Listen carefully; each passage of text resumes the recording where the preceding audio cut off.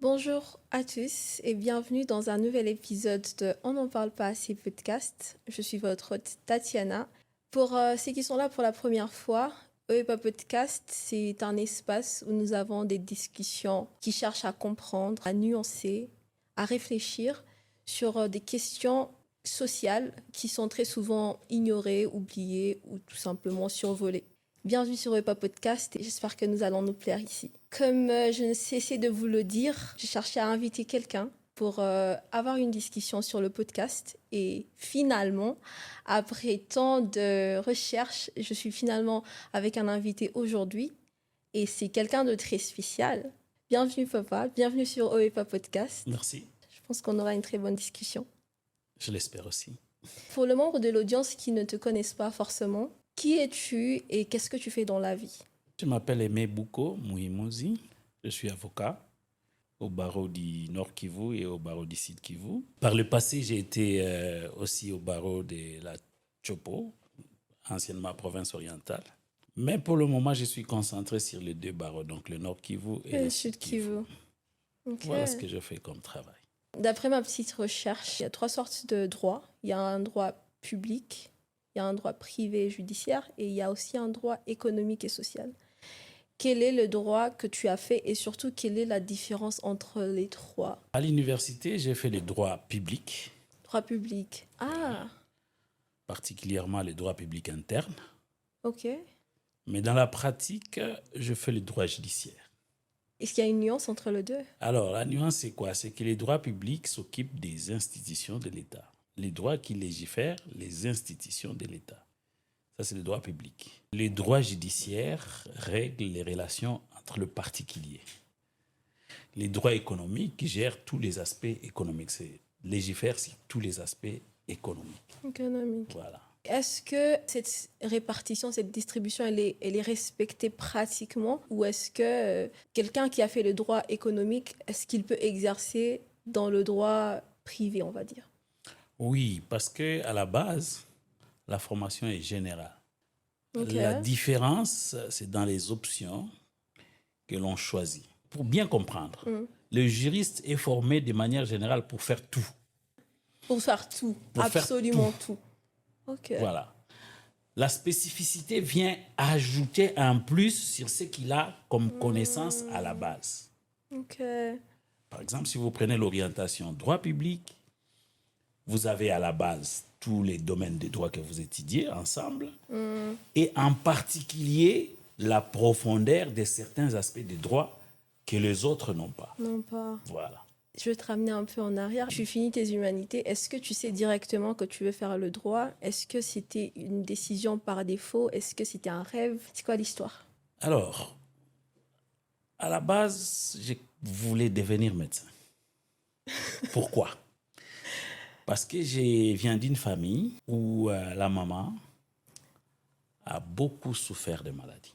Depuis que j'ai l'âge de conscience, je vois ma mère malade.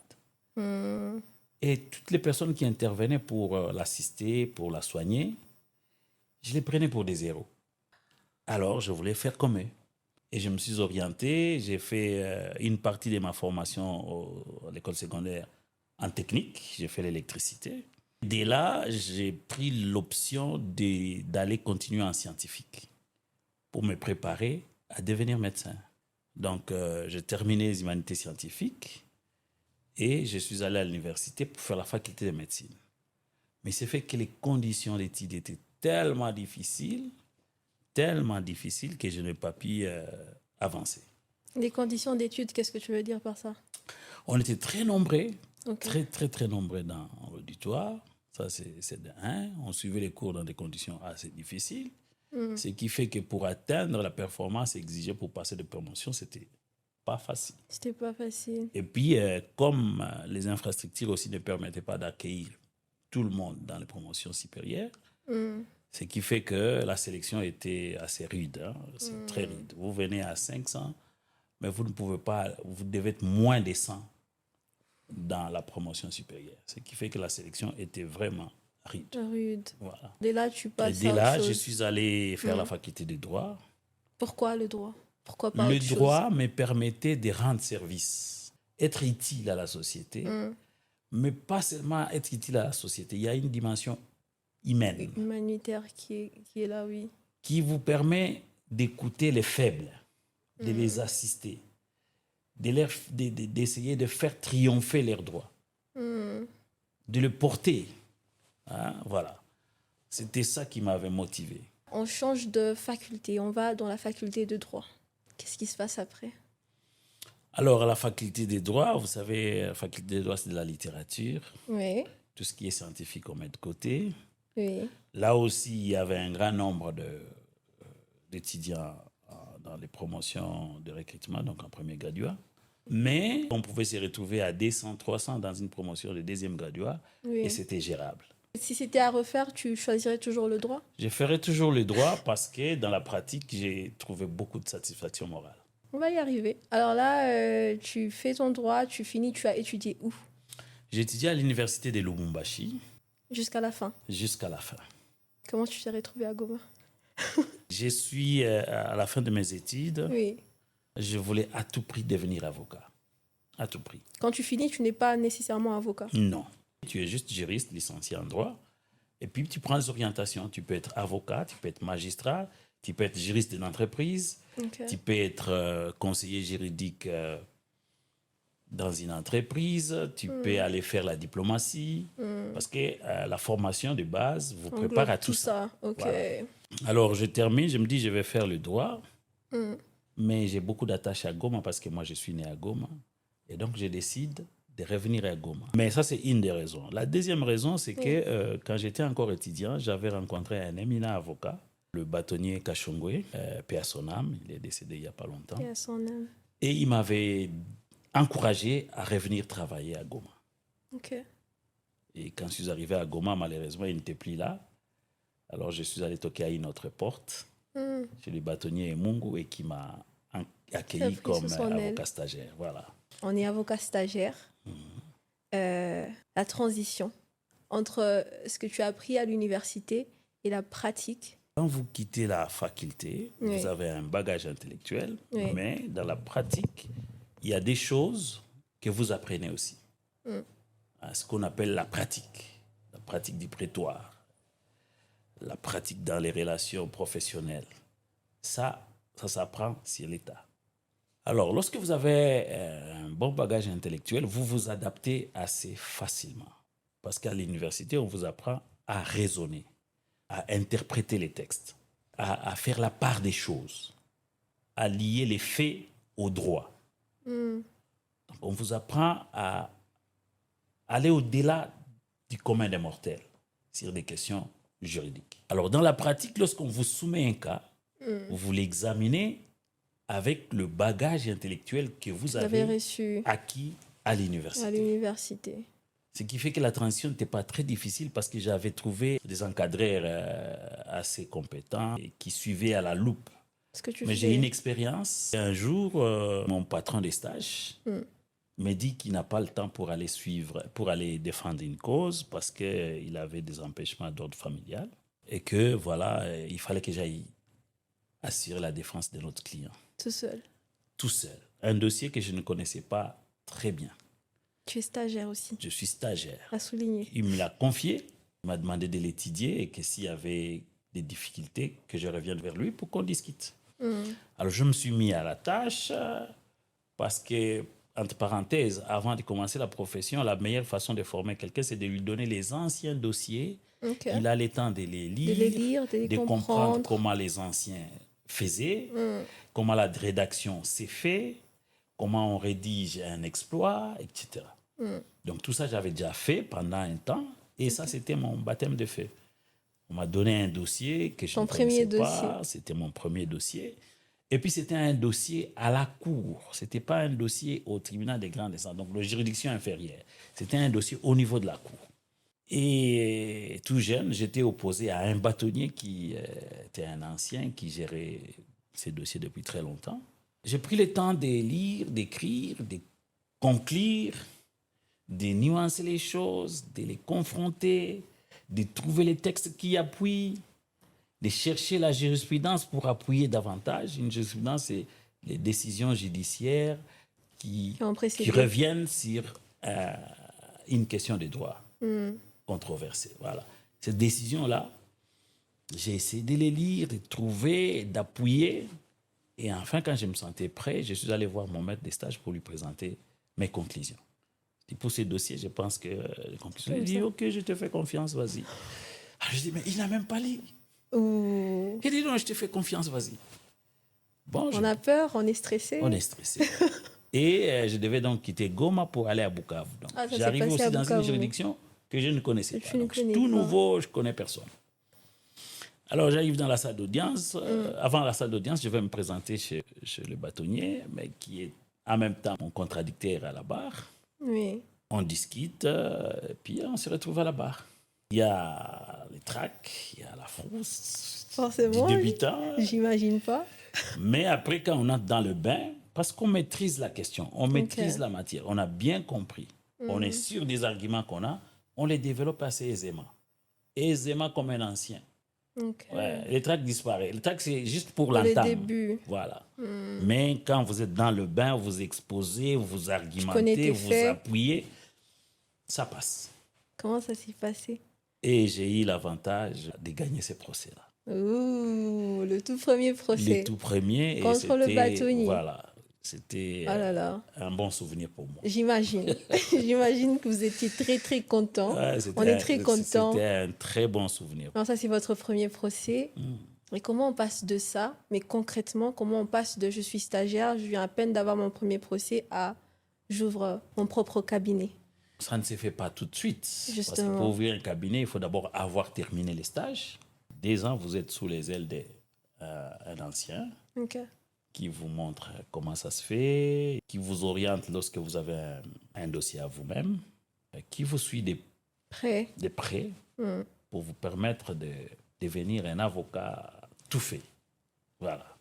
Bien Donc après chargé. les 2 ans, Oui.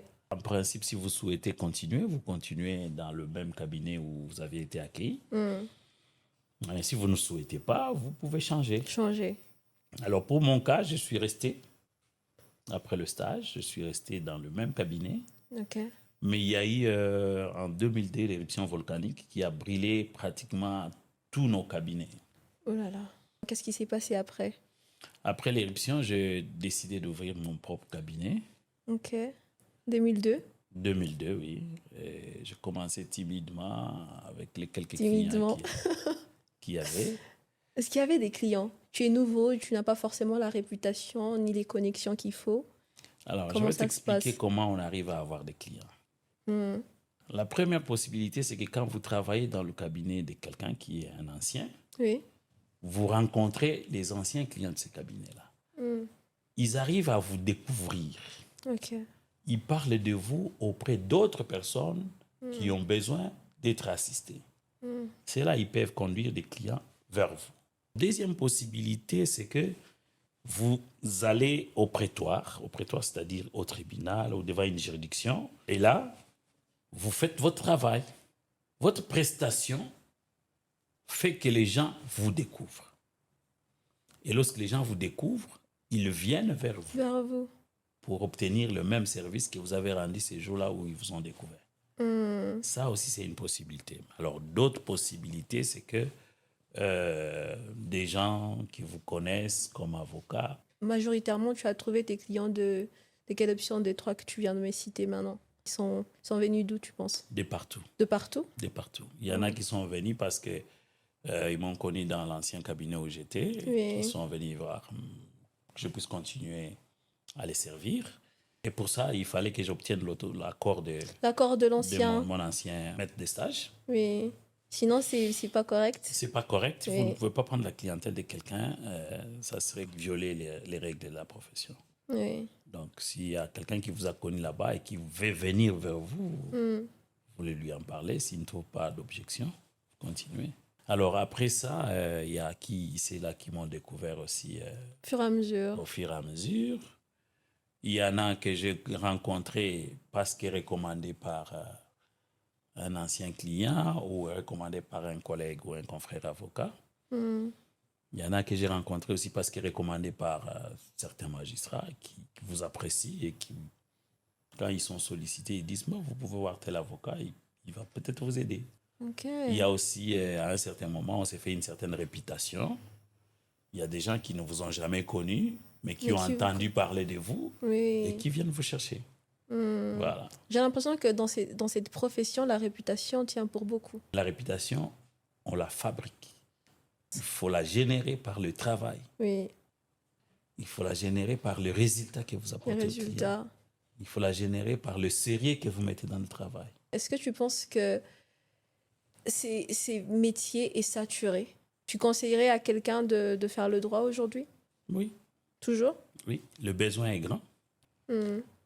Pour prendre les cas de notre pays, Oui, on n'a pas 20 000 avocats, alors qu'on a une population de plus de 100 millions de personnes. En principe, si on doit prendre des personnes adultes, chacun devrait avoir au moins quelqu'un auprès de qui il va demander conseil avant de s'engager juridiquement. Hmm. Le nombre d'avocats qu'il y a aujourd'hui est insuffisant par rapport aux besoins réels de la population. On se retrouve avec une société où les gens n'ont pas vraiment la culture de recourir au service des avocats. Ça c'est très vrai. Ce qui fait que le marché s'est rétréci. Hmm. Et lorsque le marché s'est rétréci, la concurrence atteint un niveau élevé. Alors à ce moment-là, les anciens qui ont déjà construit une Une réputation réputation, ont un certain avantage. par rapport aux nouveaux. Hmm. Mais comme je t'ai dit, la réputation s'est construite. Oui, Les jeunes, quand ils arrivent, je te dis que l'encadreur leur donne des dossiers qui leur permettent de travailler. Et à travers ce travail-là, ils se font connaître et ils créent eux-mêmes leur propre réputation. Hmm. Et c'est de là qu'ils ont leur propre clientèle. Tout à l'heure, tu as dit que ce qui est très vrai, chez nous, on n'a pas beaucoup la culture de faire recours à des services pour des questions juridiques comme ça. Beaucoup de personnes signent des contrats sans pour autant savoir ce qu'ils sont en train de signer, c'est dans quoi ils sont en train de s'engager. On n'a pas la culture, on aime tout faire à l'amiable. Et des fois, c'est pas forcément la bonne chose à faire. Il y a un travail d'éducation de la masse Oui, qu'il faut faire. C'est important. Mais il y a aussi des avancées. Par exemple, en matière foncière, donc pour tout ce qui touche des questions des terres, les questions des immeubles, avant cette étape des troubles de guerre, la province du Nord Kivu avait déjà pris, l'Assemblée provinciale du Nord Kivu avait déjà pris des édits pour que toute transaction en matière immobilière et en matière foncière soit faite avec l'assistance des avocats. Sans cela, l'acte ne peut ne pas tient être pas. reçu par le conservateur des titres immobiliers qui est le notaire en la matière. Ça, c'est une bonne chose. Alors ça permet aux gens d'éviter les conflits. Parce qu'actuellement, vous allez vous rendre compte qu'il y a beaucoup de Trop de conflits conflits. en matière foncière. Beaucoup. Hmm. Alors avec cette innovation, ça permet aux gens de se faire assister pour ne pas être roulé, plus tard avoir ses droits violés ou mal achetés, achetés avec une personne qui n'a pas qualité, etc. Donc l'assistance de l'avocat te permet de sécuriser le bien que tu veux acquérir. C'est une avancée. Pour les autres domaines en dehors de celui-là, les gens doivent se faire assister. Je vois des gens dans le commerce, dans le business, qui signent des contrats sans assistance. Sans assistance. Et c'est lorsque ça bâcle. marche mal Ouais. qu'ils recourent maintenant aux avocats. Mais avocats. c'est tard. Là, c'est pour aller voir et constater qu'effectivement, la personne a pris un engagement sans savoir de quoi il s'agissait. Oui. Voilà. Dans les pays anglophones, le recours à l'avocat est presque obligatoire. Oui. Voilà. Alors que chez nous, ce n'est pas encore le cas. Mais il y a un travail de fond, un travail de sensibilisation, un travail d'éducation Éducation. qu'il faut faire pour amener les gens à comprendre que le droit est un domaine assez particulier qui demande une connaissance particulière. Et que ce n'est pas tout le monde qui a cette connaissance, donc il faut une formation à la base. Et voilà, que chaque fois qu'on a un problème qui concerne le droit, il faut voir un expert, un juriste. Dans le même domaine de l'éducation. Je pense qu'il y a beaucoup de droits et des devoirs en tant que citoyens que nous sommes censés connaître, que nous ne connaissons pas. Il y a un cours d'éducation civique et morale à l'école secondaire, mais il est très limité. On devrait implanter un peu plus pour que chaque citoyen connaisse les nécessaires en ce qui concerne ses droits et ses devoirs. Je suis même pas sûre que je connaisse mes droits et mes devoirs. Et c'est alarmant, hein, parce que dans d'autres pays, une autorité même vient et t'interpelle sur une question, tu dis non, je connais mes droits. C'est ça, ça, ça. Ouais. Mais ce n'est pas le cas pour nous. Alors, je vais te donner de la lumière sur la question. Mm. Les droits est tellement vaste que tout le monde ne peut pas connaître les droits. Même les juristes eux-mêmes ne peuvent pas connaître tous les droits parce Oui. qu'il est très vaste. Au fait, les droits, c'est quoi? C'est la législation de la vie dans la société. Organiser les règles qui organisent la vie dans la société. Alors, la société est multidimensionnelle. Mm. Il y a la vie en famille, il y a la technologie, il y a l'environnement, il y a les affaires, Oui. il y a les relations entre les États, Mm. il y a des situations de conflit. Tout ça est réglementé par des normes juridiques. Mm. C'est ça l'ensemble. C'est cet ensemble-là qu'on appelle les droits. Alors tout le monde ne peut pas connaître. Mais les notions basiques, C'est ça, on les enseigne à l'école. je pense. Assez. Je ne sais pas si c'est assez, mais quand même les notions basiques, on les enseigne. Au niveau des écoles secondaires, chez nous, par exemple, il y a des cours de droit dans certaines orientations commerciales. À la base, on vous apprend. Mais on vous apprend les stricts nécessaires. Alors, il vous appartient maintenant à vous À nous-mêmes. de vous documenter, d'essayer d'élever votre niveau de connaissance de vos droits. Là, vous avez votre cabinet, vous avez vos quelques clients, on est à Goma. L'expansion. Comment ça se passe? Je suis sollicité par des clients, Ok. mais qui ont des affaires dans plusieurs provinces et qui me font suffisamment confiance pour me demander de m'occuper de leurs affaires en dehors de mon lieu d'établissement principal, c'est-à-dire Goma. Comme ça que je commence à travailler sur Goma et Bukavu. Je me rappelle à l'époque, j'allais aux audiences à Bukavu le matin pour rentrer l'après-midi, le soir. J'ai fait une audience à Bukavu, je termine, je reprends mon bateau, je reviens à Goma. J'ai fait une audience à Bukavu, je termine, s'il n'y a pas de bateau, je prends mon avion, je reviens à Goma. Ça, on le faisait dans les temps, c'était possible. Mais aujourd'hui, je ne sais pas si c'est encore possible. C'est faisable. Je crois plus. Ah, la question se Mais à pose. l'époque, on le faisait. On allait le matin, on arrive au port, on laisse le véhicule, on entre dans le bateau. On fait 2 heures, 1h30, on est à 1h50, pardon, on est à Bukavu. Et on va à l'audience, on termine l'audience, on revient à 15 heures, on reprend le bateau, on fait 1h50, on est à Goma. On rentre à la maison. Et cette sollicitation, c'est sur le mérite de la performance. Je pense, oui. Humblement. Modestement. Modestement, tu penses. Parce que ce qui t'a poussé à t'expandre, c'est la sollicitation. Ça ne relie ça qu'à la performance.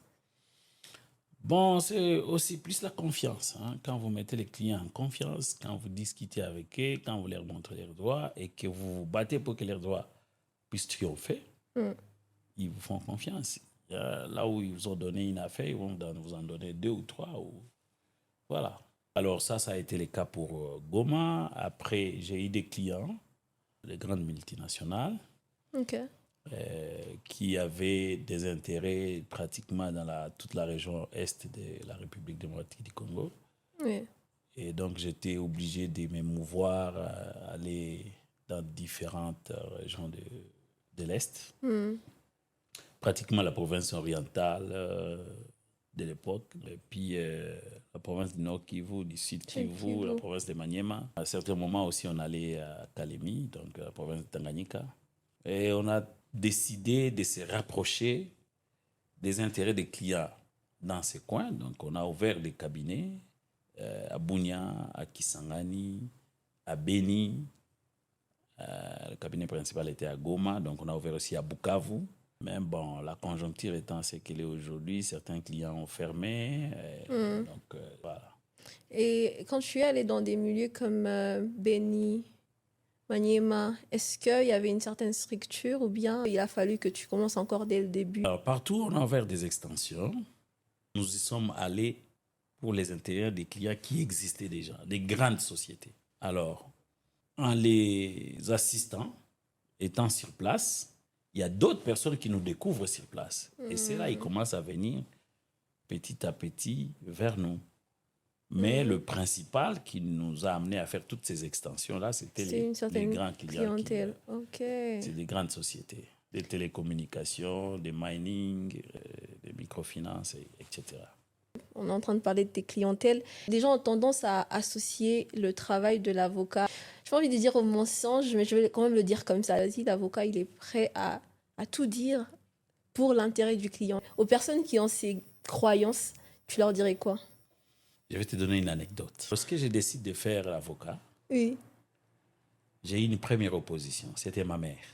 Ma mère m'a dit, écoutez, les avocats, c'est des menteurs. Justement, Je n'aimerais pas que mon fils devienne un menteur comme les avocats. Le problème, c'était quoi? C'est qu'à un certain moment de la vie, mon père a eu des difficultés en justice. Ok. Et pour une question où il était accusé faussement. À tort.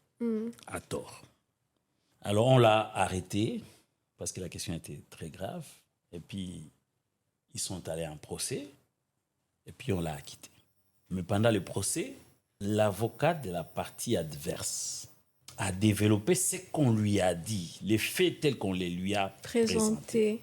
Alors pour ma mère, comment un vieux papa, avocat de circuit, peut se mettre à mentir. Alors, j'ai passé mon temps à lui expliquer qu'il a fait son travail avec les faits qu'on lui a présentés et les moyens de droit qui étaient à sa disposition. Donc, il a fait son travail. Ce n'est pas qu'il a menti, mais c'est comme ça qu'on lui a présenté les choses. Elle a accepté, mais en disant, écoutez, toi, il faut faire la différence. Oui.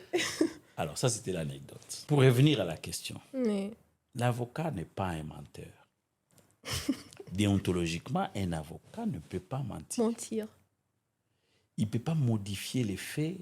Il ne peut pas inventer les choses pour disculper son client. Non. L'avocat est celui qui lit dans les faits quels sont les éléments qui peuvent amener mon client à le moindre droit qu'il a à le faire triompher. Je donne un exemple. Par exemple, pour tous les crimes graves, la loi veut que la personne soit assistée. Si cette personne n'a pas de moyens, on doit lui trouver un avocat commis d'office. Pourquoi? Parce que le premier droit fondamental de chaque citoyen, c'est le droit d'être défendu. Alors à ce moment-là, l'avocat, il vient. Oui. Mais il ne vient pas pour dire que cette personne n'est pas criminelle. Par exemple, si on lui présente les faits et qu'on lui dit, écoutez, cette personne a fait ça. Il ne va pas nier les faits. Mais il va chercher dans les faits le moindre droit de la partie poursuivie. Je vous donne un cas. J'ai été sollicité par une organisation internationale des avocats, Avocats sans frontières Belgique, qui m'avait dit qu'ils avaient une situation particulière à Bunia. Il y avait un procès où les parties civiles, c'est-à-dire les victimes, avaient plus d'avocats expérimentés que le prévenu, la personne poursuivie. Alors, ils ont estimé que les procès étaient déséquilibrés, qu'il n'y avait pas égalité de force. Qu'il fallait absolument que les parties soient assistées de manière égale. Équilibré, oui. Voilà. Alors, ils m'ont demandé, parce que je venais de suivre une formation sur le droit international, le droit pénal international, et donc ils m'ont demandé d'aller assister la personne. Alors, la personne contactée a dit qu'elle était disposée, comme ça, que je suis allé les voir. Pourquoi j'invoque ces procès-là? Lorsqu'on m'a présenté les faits, c'était des faits très graves. C'était des faits très graves parce qu'il y a eu un conflit entre deux communautés et les gens se sont entretués pendant les conflits. Ok. Alors, certaines personnes ont été poursuivies. Lorsque j'ai examiné les faits, avant d'entrer dans le fond de l'affaire, je me suis dit, je dois voir d'abord comment les choses se sont passées, c'est-à-dire la procédure. La procédure. J'ai examiné et j'ai trouvé qu'il y avait des failles dans la procédure. Beaucoup de failles. Et donc, j'ai axé principalement ma défense sur la procédure que sur le fond.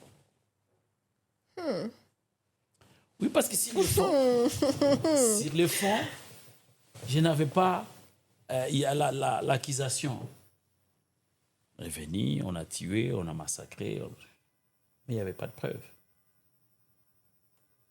Que les faits tels qu'ils se sont passés sont l'œuvre matérielle ou intellectuelle de la personne poursuivie. J'ai joué sur ça pour obtenir que mon client soit acquitté. Et ce procès-là, je l'ai gagné. Mon client a été acquitté. On ne dit pas qu'il n'a pas commis les faits, mais on dit que Il n'y a pas assez de preuves. la procédure telle qu'elle était menée jusque-là, elle était biaisée et qu'il fallait absolument que la personne soit relaxée parce que la procédure n'était pas bonne. Quand il en vient à des cas comme ça, à des cas sérieux, est-ce que des fois tu es en conflit entre tes principes et tes valeurs morales et ton devoir professionnel? Oui, ça arrive. La question Ça- se pose, hein, pour Oui, tous les avocats en tout cas. Ça arrive.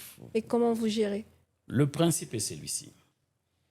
Les clients choisissent son avocat librement, en toute liberté.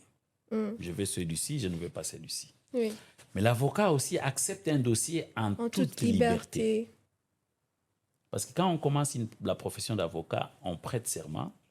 Et dans ces serments, on dit qu'on ne peut défendre que les causes qu'on estime en âme et conscience justes.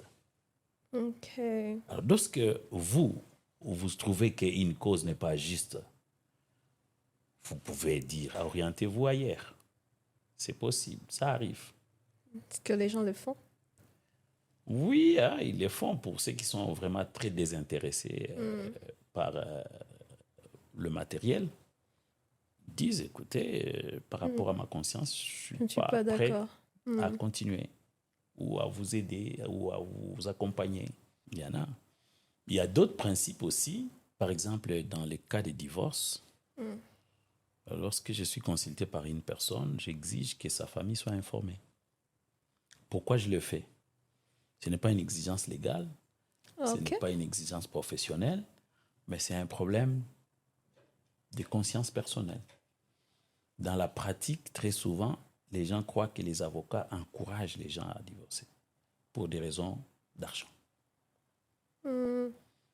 Alors, lorsque la famille, les proches sont informés que vous avez sollicité les services d'un avocat, il agit librement parce qu'il sait que si une telle rumeur venait demain ou après-demain, ces premiers avocats seront ceux-là qui ont été informés de la démarche à la base. Voilà. Ça, c'est aussi un cas. Lorsque la personne n'est pas en mesure de prouver ou que sa famille est informée dans la démarche, Vous ne on prenez ne pas. continue pas. Ok. On ne Donc il y a des continue pas. paramètres. Ça, c'est moi. Ça, c'est vous. Ça, c'est moi. Ce n'est pas une règle, ce n'est pas une loi, mais c'est par rapport à la pratique ce que j'ai constaté. On rentre dans le parcours. Là, on a expandu, on a une réputation, on a de dossiers importants. C'est quoi la situation actuelle? Bon, on travaille toujours comme dans toutes les professions, dans tous les métiers, il y a toujours des hauts et des bas. Des hauts et des bas. Les moments de conjoncture difficiles, le volume du travail diminue, ça Oui. impacte la vie sociale, ça impacte la profession, ça impacte tout ce que vous pouvez imaginer. Mais les jours de vache grasse aussi, on en tire profit au maximum. Et on est toujours content Voilà, on est toujours de content. faire le Mais métier. on n'abandonne pas. Pourquoi? Parce que la motivation première n'est pas matérielle. Ce qui vous pousse à faire le travail, c'est de pouvoir être au service des autres, de pouvoir aider quelqu'un à recouvrer ses droits, de pouvoir aider quelqu'un à obtenir réparation d'un préjudice qu'il a subi. C'est ça l'objectif principal. Et très souvent, lorsque vous parvenez à cet objectif, vous avez une satisfaction morale énorme qui vous pousse à faire davantage. Ouais. Alors, le matériel n'est que la conséquence de ce que vous faites, mais ce n'est pas la motivation première. Voilà. Est-ce que tu penses que ça, c'est un critère fondamental que tu cherches chez les gens, chez les jeunes avocats, les jeunes stagiaires? Tu cherches ça parce que tu sais que c'est ça qui, au final, tient la route. Il y a des aînés qui disent que l'avocature, c'est un sacerdoce. OK. Ceux qui y viennent avec la motivation financière ou matérielle, Oui. très souvent ne prospèrent pas ou finissent mal. Ils ne prospèrent pas parce que la première déception, première attente, les illusions disparaissent, la réalité vous vient en face, vous découragez. J'en ai vu beaucoup qui ont abandonné. Je vous fais une anecdote par rapport à ça. En dehors de ma carrière d'avocat, j'ai fait aussi 16 ans comme enseignant de droit à l'université. Avec cette expérience, j'ai eu des anciens étudiants qui m'ont vu plus tard dans la vie professionnelle. Ils sont devenus aussi avocats comme moi. Et parmi eux, certains m'ont apostrophé pour me dire, écoutez, maître, vous nous avez induit en erreur. Comment ça? Alors je me suis dit, mais comment ça? Elle dit non, nous sommes venus dans la profession parce qu'on a vu que vous étiez, voilà, quelqu'un dans la société. Réputation. Vous donnez l'apparence d'être vous étiez aisé. Vous nous avez donné envie, le goût. Donné l'émulation. Mais nous arrivons dans la profession, nous trouvons que c'est différent, ce n'est pas ça. Alors moi, je leur ai dit, écoutez, c'est question d'être patient. Ça ne vient pas au premier jour, directement, les laits commencent à couler. C'est pas ça. Travaillez, aimez d'abord la profession. Ça va vous permettre de vous stabiliser et de vous maintenir dedans. Maintenant, travaillez. Avec l'aide de Dieu, vous allez vous retrouver. Ça prend du temps, mais ça finit par venir. Ça finit par arriver. Voilà. J'ai dit, écoutez, moi, j'ai vu tous mes aînés. En tout cas, ils ne sont pas riches, mais ils ne manquent pas de quoi manger. Voilà, je les encourage dans ce sens-là. Et ceux qui suivent cette voie-là, ils finissent toujours par se retrouver. Je pense que c'est un principe qui s'applique pour toutes les professions. La patience. Ça vient tout doucement. Et je pense que les jeunes, aujourd'hui, on n'a pas beaucoup trop de patience. Malheureusement. Malheureusement, j'ai l'impression que chez nous, aujourd'hui, on veut tout avoir tout de suite. Tout de suite. Ça fait que les gens font des bêtises. Voilà. Je pense qu'il y avait beaucoup plus de patience chez les générations avant nous. Pour ne pas présenter la chose totalement clean, il y a aussi dans notre profession des gens qui ont pratiquement dévié, abandonné les serments, et qui font des choses pas correctes aujourd'hui. Oh là là. Voilà, ce qui est dommage. Mais bon, comme il y a des organes disciplinaires, ils essaient de veiller à ce que tout se passe bien. Ces éléments soient gérés, contrôlés ou rééduqués, choses comme ça. J'ai une autre question, une dernière pour conclure tout ça. C'est une question qui a trait à nos codes. Je pense que mon information est correcte, qu'il y a beaucoup trop d'influence qui vient de Belges. Et puis, il y a aussi notre culture. Et je pense qu'il y a beaucoup trop de conflits. Il y a certains conflits entre la culture et justement ces codes qu'on a chez nous. Je te donne un exemple. L'angle que je trouve assez misogyne. Pour que la femme travaille, il faut l'autorisation de l'homme. Pour que la femme se déplace avec les enfants, il faut l'autorisation de l'homme. Et même si l'homme n'est plus présent, même s'il est mort, il y a une certaine participation de la famille de l'homme qui est nécessitée pour certaines questions importantes. Donc la femme n'est pas très considérée dans certains codes que nous avons. Un autre exemple que j'ai trouvé, c'était pour des cas d'infidélité, par exemple. L'infidélité chez l'homme n'est pas forcément reconnue, à moins qu'il soit à caractère injurieux, alors que l'infidélité chez la femme est très, très reconnue. Alors, quand on a des codes qui sont très influencés comme ça par certaines cultures qui ne sont pas les nôtres, comment on mitige tout ça? Votre question, elle est quand même pertinente.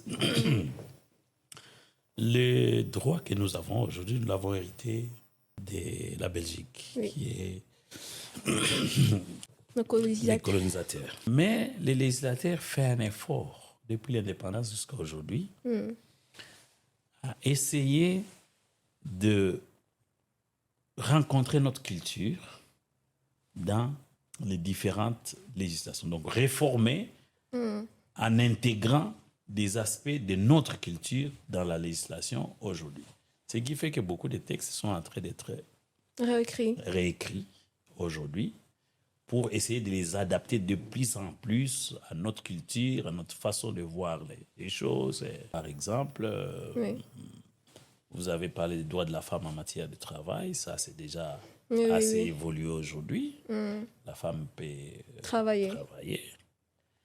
Et même la législation à l'époque disait que lorsqu'il y a une contradiction entre la femme et l'homme par rapport à la question, elle pouvait recourir au tribunal de paix pour demander que les juges puissent trancher. Voilà. Il ne faut pas dire non sans argument, mais est-ce que l'argument tient? Et les juges de paix est là pour apprécier. Voilà, c'était une atténuation à ces principes-là. Est-ce que je pense qu'il y a d'autres points aussi qui devraient être revus vis-à-vis de nos codes, de certains articles? La législation est évolutive, elle ne peut pas être stagnante. Elle suit l'évolution de la société, l'évolution des mœurs, l'évolution des pratiques, l'évolution des coutumes. C'est ça qui fait que la législation évolue toujours. Mais lentement, parce que... Lentement, quand même lentement. Oui, lentement, parce que aussi les mœurs et les coutumes ne changent pas du tic au tac, ça prend du temps. Ça prend du temps. Ouais. Et puis, ça peut changer, mais est-ce que c'est la bonne voie? Ça aussi, c'est la question. Pour arriver à adapter la législation à cette nouvelle pratique ou à ces nouvelles mœurs, ça demande une bonne observation de la société. Il ne faut pas y aller il faut pas avec y précipitation. aller avec précipitation. Ça prend du temps. Ça fait son sens. C'est un plaisir d'avoir cette petite discussion. Merci d'avoir pris le temps de nous écouter aussi. On se retrouve très bientôt dans un nouvel épisode de OEPA Podcast. Bye!